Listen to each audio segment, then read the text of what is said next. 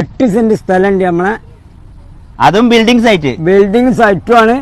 നമ്മളെ നാട്ടിൽ തന്നെയാണ്. മലപ്പുറം ജില്ലയിലെ ചോക്കാട് പഞ്ചായത്തിലെ പാറൽ മമ്പാട്ടുമുര ഹയർ സെക്കൻഡറിക്ക് സമീപത്തായിട്ട് 200 മീറ്റർ ദൂരപരിധിക്കുള്ളിലെ എല്ലാവിധ സൗകര്യങ്ങളുള്ള സ്ഥലമാണ്.